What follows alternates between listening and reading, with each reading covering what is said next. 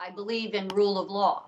So I think that even tax laws deserve to be upheld. There have been problems in the past where the IRS has done things that were more politically motivated than oriented toward doing their job properly. I'm all in favor of the IRS doing an efficient and effective. So what's the answer, though? Because we've talked to a number of Republicans who effectively do not support better funding the IRS, even though they also say that they're in favor of law and order and the rule of law. And these things are completely at odds, because the truth of the matter is that a lot of people are evading the law and we're not trying to enforce it.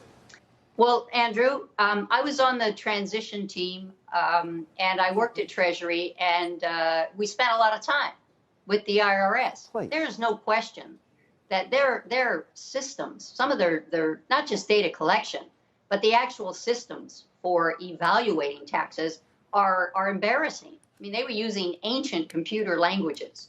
So I definitely think they need to be more efficient. They need to be brought up to date, because otherwise you're even allowing them to concentrate on selectively enforcing who is subjected to a tax review. And then it can turn into a shakedown. So, no, I'm for efficiency. I'm for applying the law as it is written, and anything that can be done to support that, I'm in favor of. But I don't, it's like saying, well, are you in favor of more money for schools? It depends how they're using it. If it's to effectively educate children, I like that. If it's to have something more to do with unions or other issues, then I might look more skeptically. I don't believe in just throwing money at things. Do you think Powell should get another term, Judy?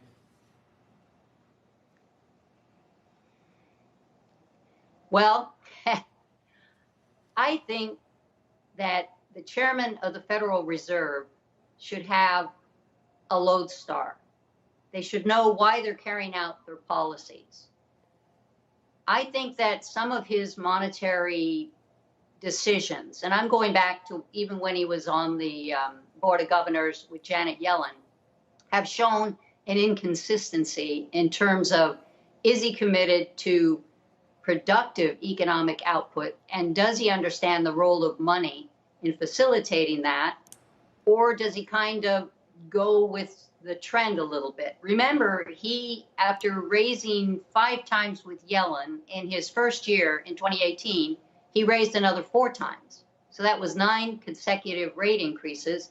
And then in 2019, he withdrew 3 of them.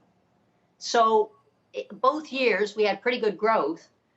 And I think that maybe he's overestimating the role of monetary policy in economic growth. I don't think he takes into account how important a good tax environment for business and less regulation is. That's why we got the growth. So I would be concerned about how he interprets Fed actions in the past, what his model is for the future, and again, what his basic theory is about the role of a central bank. Shepard Smith here. Thanks for watching CNBC on YouTube.